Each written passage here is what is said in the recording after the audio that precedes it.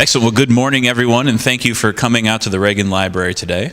My name is Tony Penny, and I'm the director of the Annenberg Presidential Learning Center here at the library. And I can tell you today that you are in for a great treat. Professor Lloyd is one of our favorite guests here at the library. He's been here several times over the last couple of years, lecturing and sharing his work on the Constitution and the founding, the Bill of Rights, the ratification of the Constitution, that sort of thing. And it's always a pleasure for a number of reasons. One of which is, for those of you who, I'm guessing, for those of you who have been to college already, I know there's some in the room who have not yet been to college, but sometimes you'll find that you have professors who know quite a bit, but they're not able to relate it in a way that is kind of fun and interesting to learn about. Professor Lloyd is one of those rare professors who combines kind of an incomparable knowledge of his subject matter with incomparable passion. And I think you'll enjoy the way that he talks about his work and shares it with you. He's one of our favorite people here today. And I've said when I've introduced him in the past, and I believe this very much to be true, that the only people who knew more about the Constitution were those who were in the room back when they were drafting it. And although I do have a feeling that he might know even more than some of them based on their activities in the evening. I also wanted to make a plug for a book that he wrote that came out last year, if you're interested and you haven't checked it out yet. It's called The New Deal in Modern American Conservatism, A Defining Rivalry.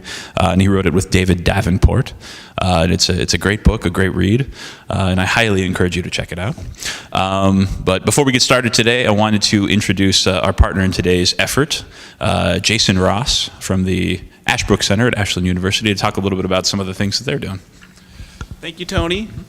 Thank you, and thanks to the Annenberg Center at the Reagan Library for hosting us today. And thank you all for being here. Again, I'm Jason Ross. I'm Director of Programs at the Ashbrook Center. Ashbrook is an independent academic center at Ashland University. Our mission is to teach citizens about constitutional self-government.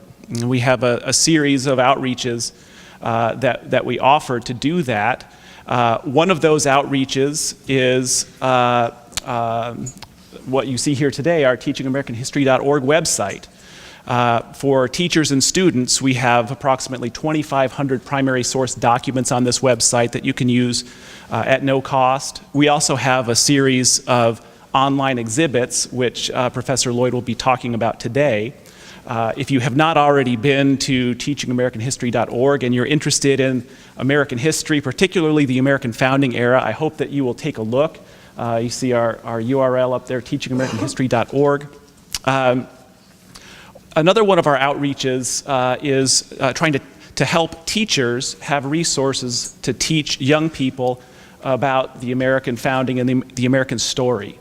We like to teach through primary source documents. We feel that's the most engaging way to teach these things. And so our most recent educational outreach is a volume of what we call 50 core American documents. These are the documents that we believe are the best documents from American history to tell the story of self-government in America.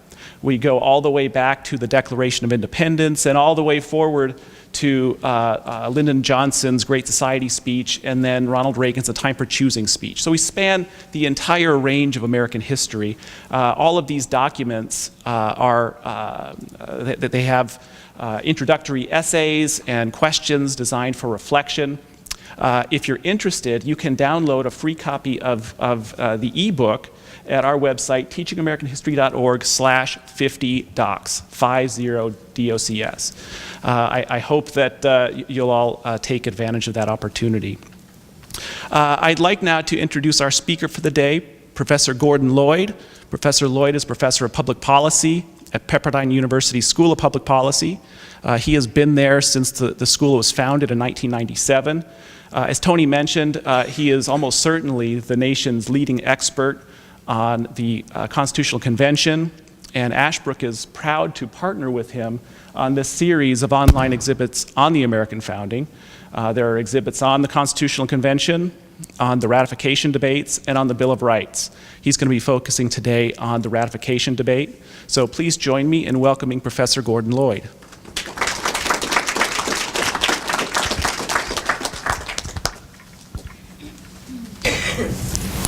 Well, thank you for showing up. It's LA time. So we're all set to go at 10:15. But what I'm going to do is to talk for about 25 minutes, which means as a professor it will be 30. Thank goodness I'm not a senator, otherwise it'll be 11:15. But I'll talk for about 25 minutes or so and then open it up to questions.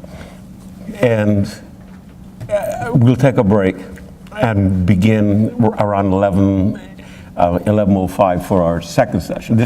So we have 4 sessions today dealing with the ratification of the Constitution. And as Jason and Tony have explained, this is a slice of the entire story. I've already given 6 presentations on the Bill of Rights and 4 presentations on the Constitutional Convention with an introduction. So this is sort of the middle slice.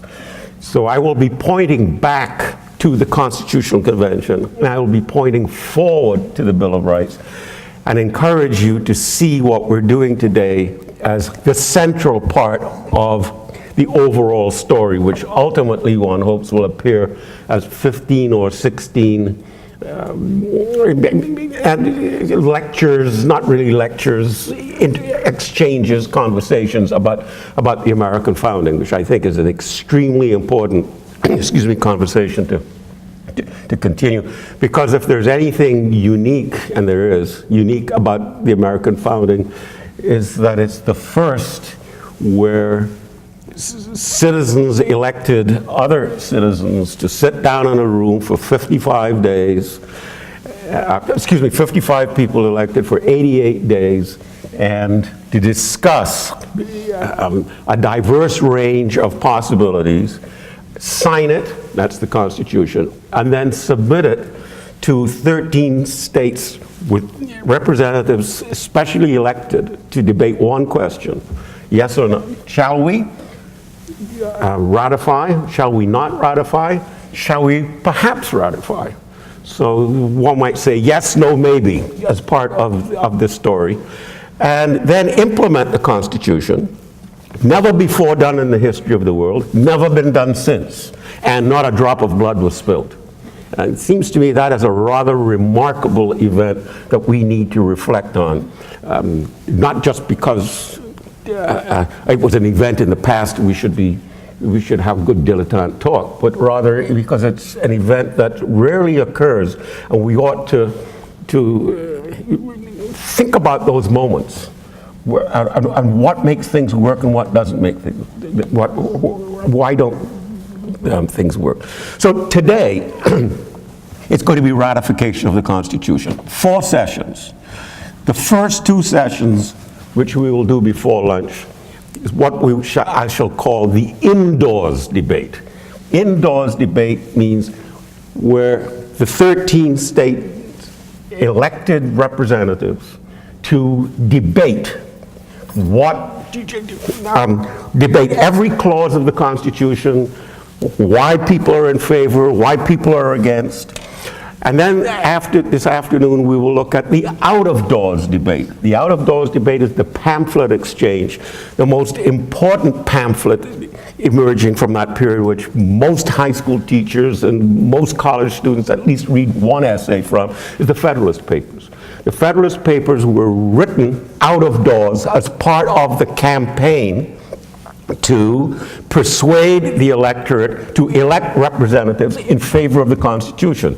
In opposition, there was no such thing as the anti-Federalist Papers, but for our purpose we can call them anti-Federalist Papers, who opposed ratification of the Constitution. So there was a lively debate out of doors in the public arena, in the pubs and in the newspapers and pamphlets and in letters, and then there was a lively debate indoors, which is the official debate. So this morning, indoors, this afternoon, out of doors. Okay. The table that I want to use to help us focus on the indoors debate is the table which you see up here. Now, there's no sense me referring to a table up there if you can't read it. And that's part of the problem. It's not, you can read this very clearly on a 13-inch Mac, but you have to have a Mac.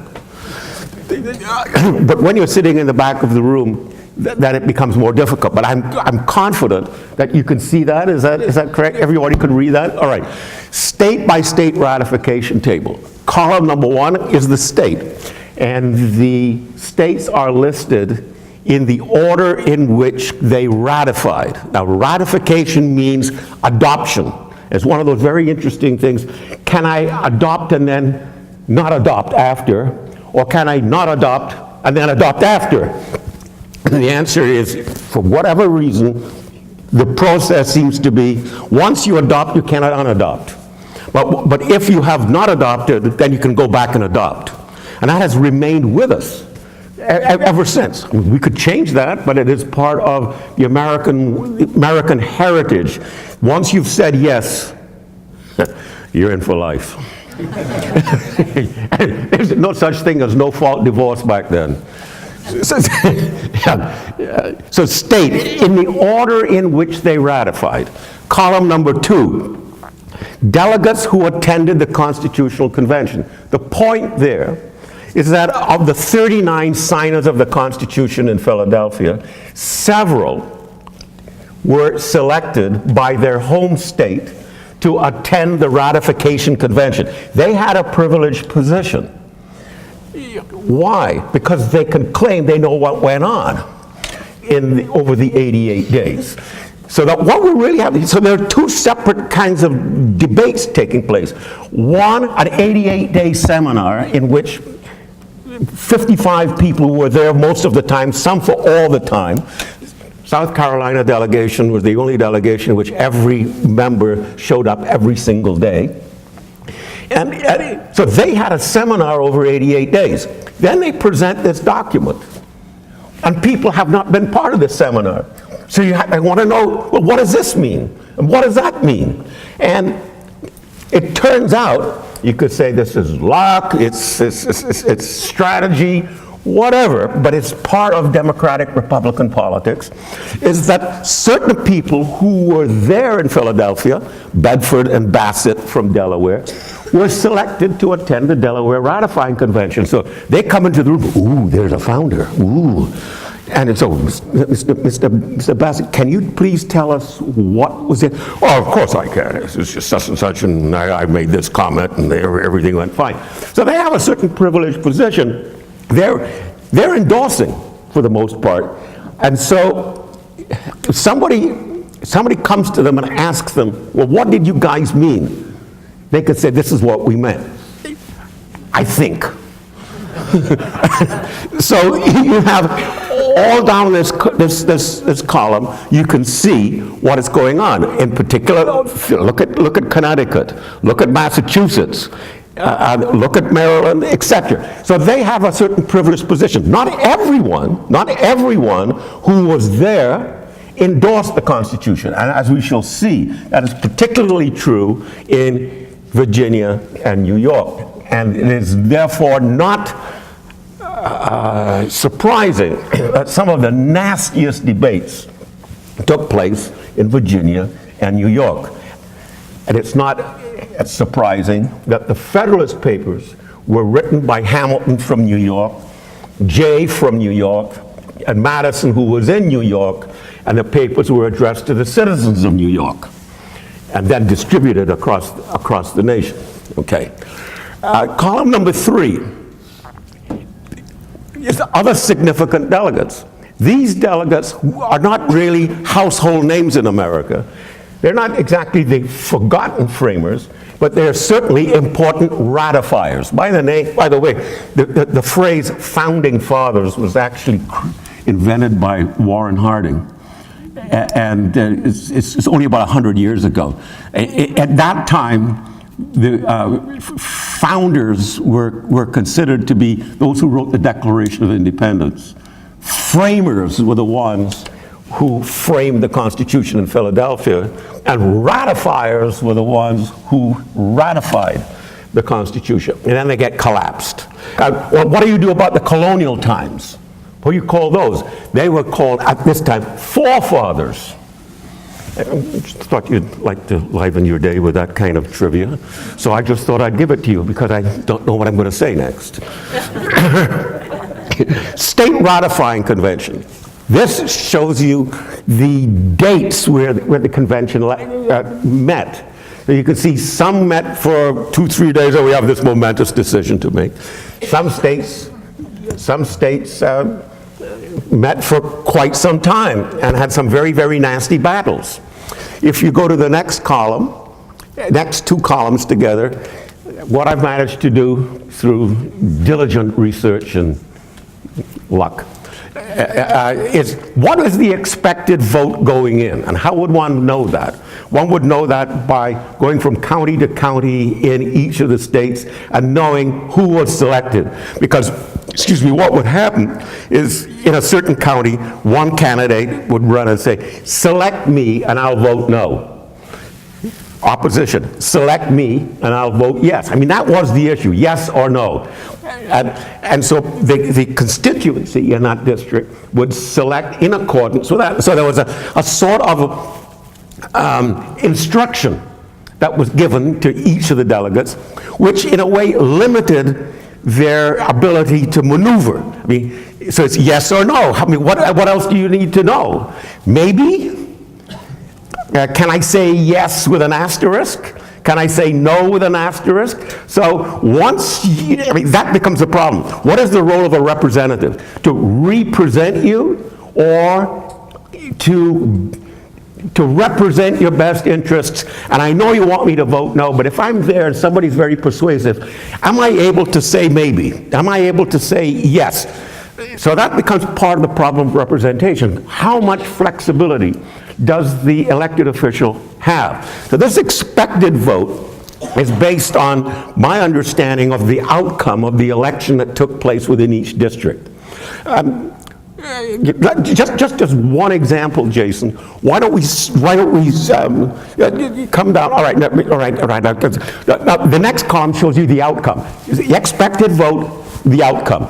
30-0 going in, 30-0 coming out. That's not what you would expect a real debate to take place. That is prior strategy. We know what to do. What do? You win big from the very beginning, and then you have a party. But what you want to see is, as you come down the list, you will notice that going into Massachusetts, it's 177 yes, 178 no. Coming out, it's 187 yes, 168 no. Something happened. Question is, what happened? We'll examine that. If you take a look, if you keep scrolling down, you will see New Hampshire going in 52-52, coming out 57-47. Something happened. What happened? Somebody changed it. 5 people changed their mind. Why? What promises were made? High ground, low ground, what ground?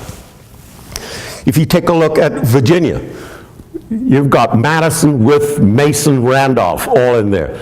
Grayson, Patrick Henry, young John Marshall, James Monroe, young James Monroe, and old Pendleton.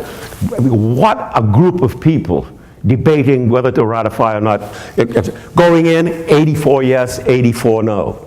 Coming out, 89 yes, 79 no. What happened? Somebody changed their mind. Who were they? Why did they change their mind? If you come down here, New York, going in, 19 yes, 46 no. Hotbed of opposition, New York. Coming out, 30 yes, 27. Doesn't add up equally, some left. Okay? And then the Constitution becomes, in effect, is ratified, and we move on to the next stage. But what I want to show you is if you go up to Virginia, and go across where it says, you know what, I should have brought my little torch. But see, map of the vote. If you click map of the vote, open the link. And what I love about this is students, of course, and adults don't know the states. But so you don't have to know the states, the scroller tells you what the state is. So if you come down here and you click on Virginia, what I've done is to show you the opposition and the pro.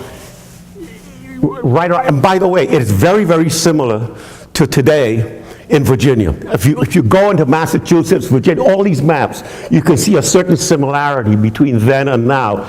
The further away you are from ports, cities, the more opposed you are. The more you want to be left alone and live with tradition and simple farms. The closer you are to the coast and commerce and business, the more open you are to the Atlantic, the Pacific, whatever it is, and trade and commerce, etc., the more likely you are to be in favor of the Constitution. I mean, it's very, very similar in today. But so that column that I'm showing you reflects the vote that took place within each of those districts. And how were those districts drawn? Well, the districts were drawn in the same way that we have districts now today in California. There are 80 assembly districts. There are 40 Senate districts in California. Doesn't matter how we came up with them at the moment, but we have 80 districts. So if we were to have a special election, a constitutional convention in California to be ratified, probably what we would have would be 80 elections. And then, there are 80 districts, and then each district would vote on the outcome at the end.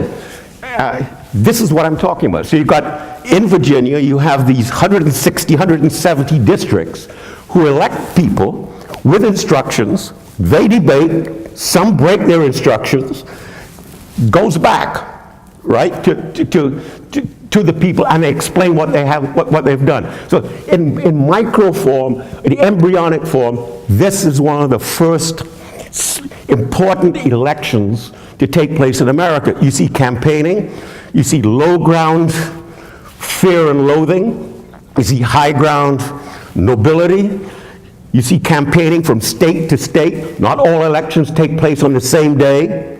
It's like the presidential primaries. So you're telling me that what happens in one state has an impact in the other state? Yes. Are you telling me that the rules that take place in one state is different than the rules that take place in another state? Yes. That seems unfair. That seems undemocratic. How federal? I mean, that's the question. Are we to be a federal republic, or are we to be a national democracy? That, it seems to me, is currently the issue. And at that time, it was not quite as blunt as that. But those who were in favor of the Constitution wanted to make it more national. Those who were against the Constitution wanted to retain some locality, some kind of restraint on the growth of the federal government. Those who were in favor wanted an increase, but didn't think it would get out of hand. But that's the debate. Okay, that's the table. That's the table I want us to concentrate on. And I've called it the 6 stages of ratification. If we take a look at stage 1, I've called stage 1, now for the bad news. You have to think these titles up, you know what I mean? What do? You have a gin and tonic, so no, what shall I call it? I can't call it, no, for the good news. No one will say, well, of course, good news, right? I've got you. I can tell. I got you on my side now. Just watch, I'll let you down. Right, now for the bad news. Well, what is the good news, so that we could take a look at what the bad news is? The point of departure, constitutionally, is Article 7 of the Constitution. There's a preamble to the Constitution. Article 1 deals with the legislature. First, longest. Why? Because the legislative branch in those days was considered to be the heart of democratic Republican politics. Representation, not just representation, no taxation without representation, but with representation comes taxation. But it's the representative branch, so that you get the House, the Senate, how they shall conduct themselves internally, Article 1, Section 8, the powers of Congress, Article 1, Section 9, the restraints on Congress, Article 1, Section 10, the restraints on the states, Article 1. How much debate took place about Article 1? Wait half an hour, and we'll take a look at that. Article 2, the presidency. Shorter, not so detailed, but number 2 in the list of articles. How much debate was there over the presidency? We'll see. Article 3, the judiciary, shorter still, even more general. There is no qualifications for office listed. Strange. To be a member of the House, you have to be a citizen, an inhabitant, a resident, etc. And president, you have to be a natural-born citizen. There are no such requirements for being a judge, and they show it. Number 4, Article 4, that was supposed to be a joke, which failed. But you have to pick yourself up, right? And then say, well, that one won't work, throw it away. I'd never tried it before. I had to have a focus group to try it. Right, good. All right. Article 4 is what one state owes another state. Article 5, how do I amend this document? So built into the document is a process by means of which the document can be changed over time. Article 6, who's boss when there's trouble? Article 7, how does this plan, which we call the Constitution, become the Constitution? The answer is it has to be ratified. Not just what the signers want, but what we, the people, through elected representatives in 13 states, agree to. So it becomes extremely important to explain to these delegates what it is that they're supposed to be signing off on or signing off of. So Article 7 is our point of departure. What does it say? Article 7, among other things, there are two important things that we need to look at, which could be good news. Under the Articles of Confederation, which is the old Constitution, before a change would take place, every state legislature had to agree. What this is saying is, for this Constitution to become this Constitution, 9 out of 13 states, specially called conventions elected by the people, must agree. Now that's a big change. Now, it lets the people in. Maybe not your people, maybe my people, maybe your people get it and my people don't, and we can get all. The only reason I think why we argue about whether the electorate was really consenting, I mean, what about African Americans, what about women? The only reason it seems to me that that is an important, vital question is because we've already accepted the premise that legitimacy is based on the consent of the governed. If you've accepted that premise, you want to say that it's not wide enough. But if you don't accept that premise of consent of the governed, then this issue of who is the governed doesn't matter. You just say, I'm wise, therefore wisdom is the consent. So I think Article 7 is very important because it changes the rules by means of which a constitution becomes a constitution. Instead of the state legislatures, it becomes specially elected representatives by whoever it is, the people. And instead of having 13, which meant that Rogue Island could always say no and nothing would happen, 9 out of 13 can say yes. And we could move forward. That's point number 1. That's good news as far as moving in 2 directions. 1, a practical direction. Why have we spent 88 days if there's no chance of this getting passed? And there's no chance of this getting passed if we stick to the same old rules. That's a low ground, practical. High ground is if we really believe in the concept of the consent of the governed, we have got to move toward starting, even by tippy toes and little steps, incorporating ratification by the people rather than ratification by the state legislature. So there's a high ground and low ground, a principled ground and a practical ground for moving in that direction. Good news. The other good news is that once 9 out of 13 say yes, those 9 could move forward. The 4 can't stop them. The 4 can do whatever they want to do, but they can't stop the 9 from moving forward. Under the Articles, 1 could stop everybody from moving forward. So is that good news? It is good news if you think of consent of the governed, trying to move America forward without having to rely on unanimity. But there's bad news. Now for the bad news. What is the bad news? The bad news is that Rhode Island never even bothered to send delegates to the convention, which means you don't need 9 out of 13, you need 9 out of 12. All of a sudden the arithmetic changes. More bad news.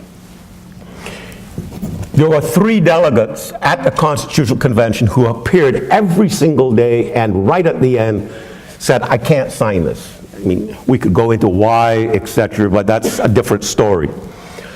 But 3 delegates didn't sign. Who were these 3? The answer is one from Massachusetts, Elbridge Gerry, who has come down to us known as, from the phrase gerrymandering.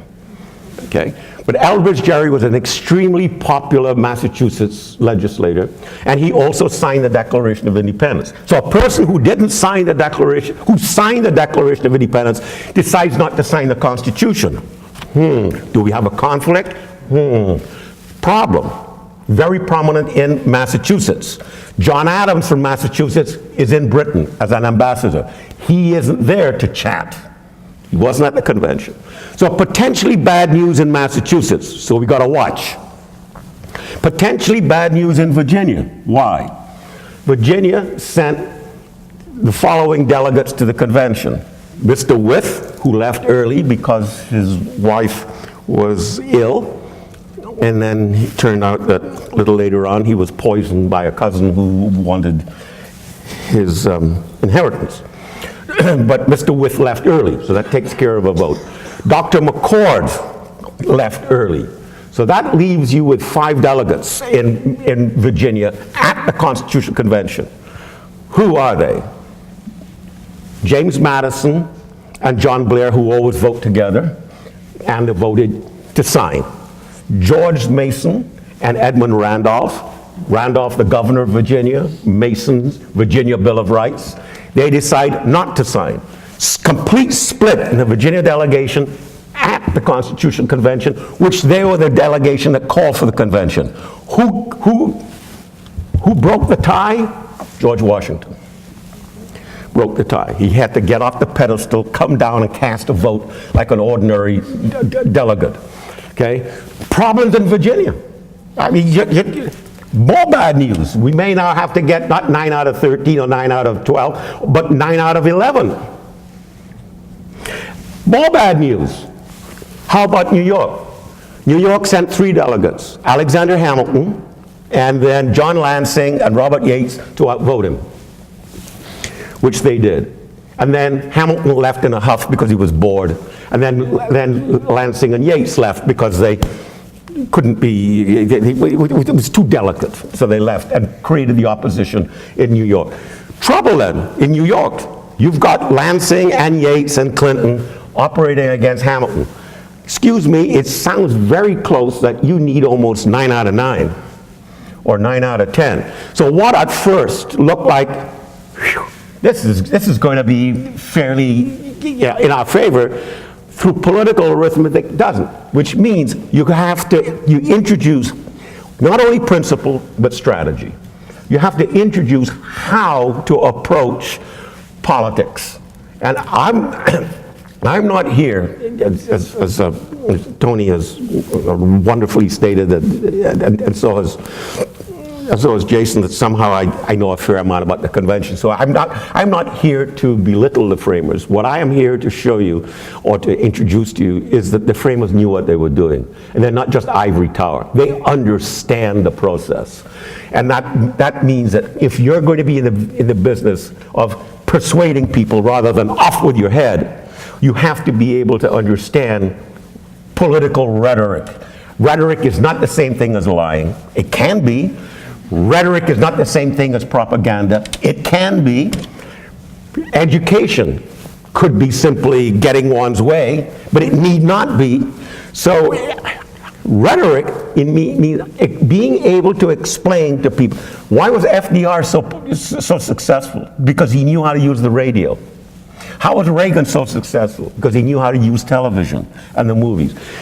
Is that unfair? Is that undemocratic? No. No, it's part of the process which you have to be able to use if you're going to try to persuade the government. So, what is one strategy? One strategy is win big where it doesn't count, and early and often, and set up a momentum. Second, postpone as long as possible those areas which are going to be difficult. and then put the pressure on the opposition. So if you were to ask me, which I'm permitting you to ask me, why do Virginia and New York come so far at the end? The answer is because those in favor of the Constitution realized fully the practical question that if they went early and lost, the whole process is doomed. So there's a strategy. What you do if you're in difficulty, you postpone. And you widen the audience, and then you say, look at the number of votes we have. Are you going to be the first to undo this work? He could say, man, that's manipulation. No, I would argue that in any system of government you live in, there's going to be some form of persuasion, whether it's a socialist government, it's who you know. In a democratic, Republican kind of government, it's persuasion. Can that get out of hand? You're darn right. All kinds of promises can be made. And they are made. Fortunately, hopefully, there's somebody out there in opposition who can point it out to us. And that we can make our own decision. So postponing is not an illegitimate activity, particularly if people agree to it, which they did. So where do you want to go first? If we go up to the top, you want to go first where you're pretty sure you're going to win. 30-0 going in.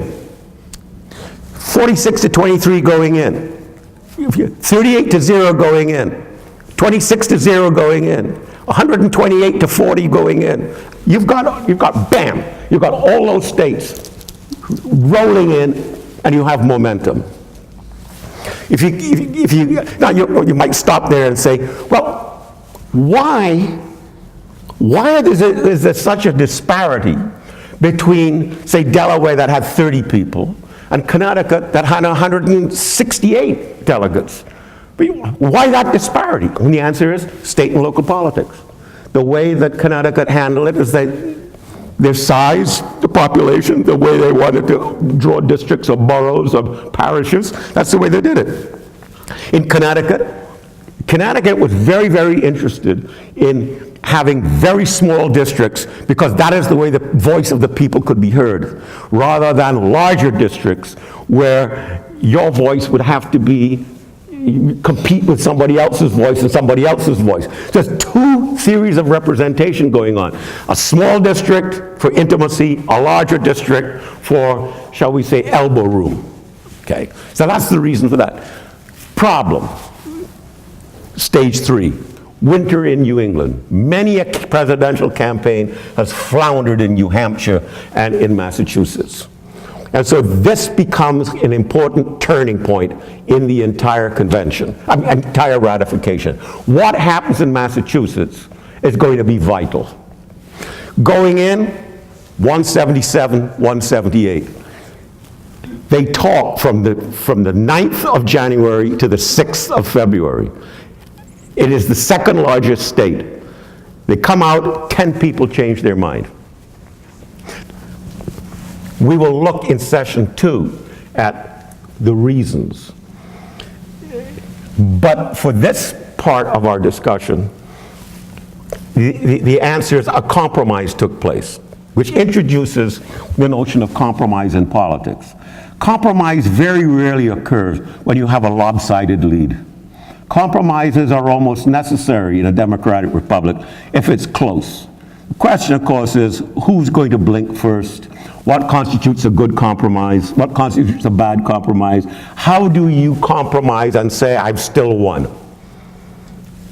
How do you compromise and say, I did it for the good of the people when the people sent you there to not compromise? Sound familiar? Welcome to the process. But 10 people did change their mind. That change of mind is known as the Massachusetts Compromise. And the Massachusetts Compromise is ratify now, amend later. So let's get this, so let's say yes with an asterisk, rather than say no, period. That is absolutely essential, because now you can roll on. If you roll on through Maryland, South Carolina, you can see it's overwhelming. New Hampshire was postponed. You didn't want to take on New Hampshire and Massachusetts at the same time. So you got this summer Long, hot summer, nail-biting time. New Hampshire, the 18th of June to the 21st of June, only 3 days. But New Hampshire knows what's going on. Virginia, the 2nd of June to the 25th of June. So there's an overlap.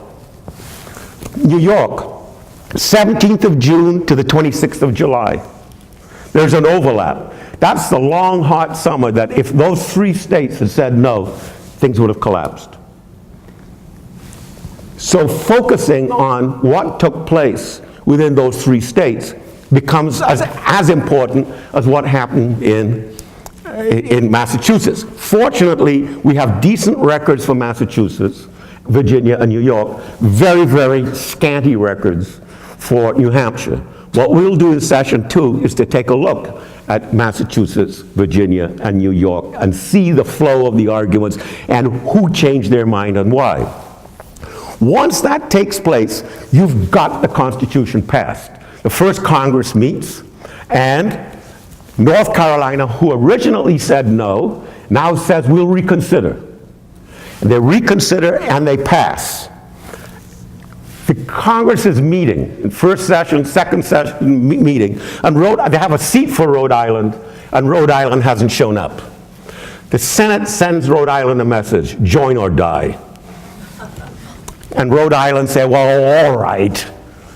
34-32 going in, 34-32 coming out, and have the audacity to recommend 21 amendments to the Constitution. I've made a survey. I went on 20-something years ago when the ratification was on. I went and made a survey of all these state legislatures and the places that the ratifications are held. And the greatest debate occurred in Virginia and New York. What is the memory in Virginia? A slab on a piece of concrete in Richmond, it's not remembered. It's a slab, but it's the greatest debate, open debate with newspapers there, people there. The second greatest debate was New York. What's going on in New York? It was in Poughkeepsie. There's a slab on the side of the building. Which is the best preserved of all? Rhode Island. And the sign says, if it weren't for Rhode Island, there'd be no Bill of Rights. And on that note, I'm going to end and open it up for whatever questions we can have within this short period of time. This is the first session, and so we're making some adjustments, and then we will start fresh, if I can keep you here, out of the sun, for session number 2, which we will begin about 5 past. So let's have 5 minutes of questions and see where we go.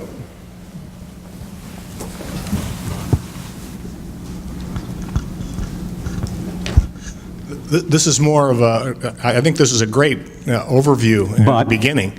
But I'm wondering, are you going to be touching on the Federalist and Anti-Federalist papers as far as the points as we go on? Yes, that will be this afternoon. Yeah, absolutely.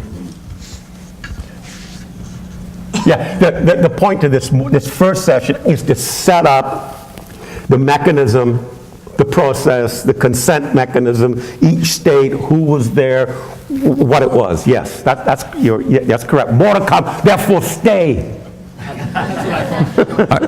I love the observation about how close you are to a metropolitan area and how you would vote. I've always been a little bit puzzled about Delaware. Why did Delaware not have more anti-federalists? Why was it? I mean, they seem to have more to lose from switching from the Confederation Congress to a Congress in which, it has a Senate. So I've always wondered why it was a 30-0 vote. Good question. That's a very good question. There's a low ground answer, and I would think there's a high ground answer. And if you hear that several times today, you're listening. Well, there probably is, except in you and me. You and me, we're only high ground, right? I know you long enough. There's not a low ground bone in your body. Right, exactly. So let us at least hold open the possibility that some of us are decent. Yeah. Okay, but let's go to the low ground. The low ground is what you, in fact, suggested, namely, won't Delaware be more benefit more from the Articles than they would from the Constitution. The Logran answer that's often given is Delaware had a lot to gain by joining the Constitution than staying with the Articles, and et cetera. Why? Because of various trade changes that were incorporated in the Constitution over the Articles. The high ground answer that I would give you is that the delegates from Delaware in Philadelphia at the Constitutional Convention got a lot of what they wanted. Like what? Restraining Congress to certain limited powers. 2, getting the states equally represented in the Senate. Things like that. That is, once the old-fashioned federal system of state-based politics was secured in the U.S. Constitution. Let's not forget that Madison's original plan was to virtually reduce, and Hamilton, was virtually to reduce the states to counties. It doesn't end up that way. The states are extremely powerful. No congressional district can be drawn over state lines. Each state will draw the congressional districts. Each state shall have 2 votes in the Senate. Now, if you think and you sit back and you say, all right, I'm compromised, but I basically got a lot of what I wanted. Therefore, it is better to work within the new system than oppose the new system. I mean, so there's high ground saying, I can't get everything that I want, but I certainly have secured. And if you take a look at the Fifth Amendment, you think similarly about Connecticut. Why would Connecticut join? Connecticut delegation was just like Delaware in Philadelphia, the Constitution, wanting to make sure that the states were somehow guaranteed in the Constitution. And Article 5 says how this Constitution can be amended. There's only one thing that can never be changed, virtually never be changed in the U.S. Constitution. And it says no state can be deprived of their equal representation in the Senate without its own consent. So that if you get that, why wouldn't you compromise? I mean, I think that would be my answer.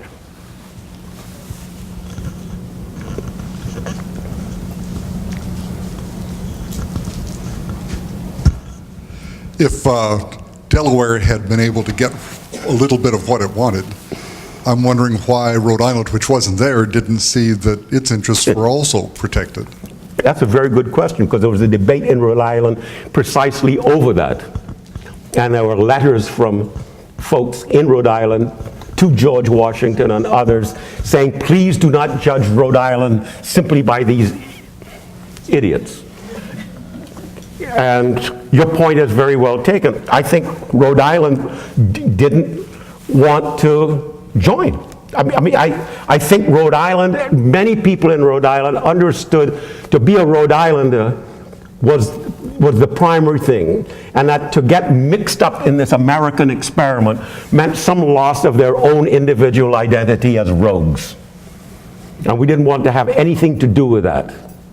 And of course, America, being America, said, we'll wait. Or else. One last, yes. This is going to be good. I want to go back to your, the joke about the judges. I was just wondering,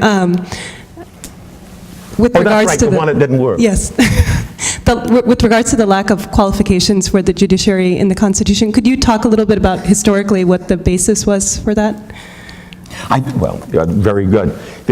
We know that in the House and the Senate there are sort of 3 requirements: a certain age requirement, a residence requirement, and a citizen requirement. The presidency has the same thing except natural born. Okay, nothing about the judges. I think the presumption was, I'm just, from what I've read, those 3 requirements of what I've just mentioned aren't pertinent to being a judge because they're not really a representative. What they are is supposed to be an umpire. An umpire, to be an umpire, you have to know the rules and go to school and understand precedent and understand how the judicial process works. So the assumption, I think, is we don't need to write anything down about that, because we all know that you won't become a judge until a president nominates you and a Senate confirms you, which is the qualification to being a judge.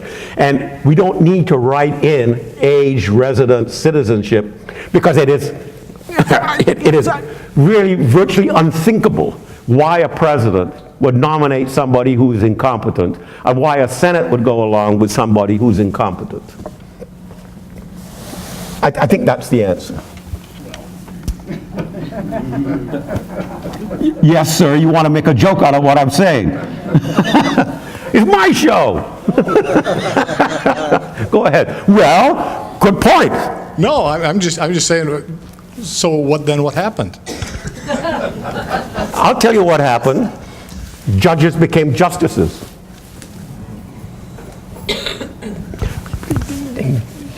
Which means a judge is like an umpire. Are you offside or not? The answer is offside, capable of being reviewed. A justice is, well, you were kind of offside, but you deserved it. What the heck? I'm delivering justice, not judgment. That's what happened. They went to law school.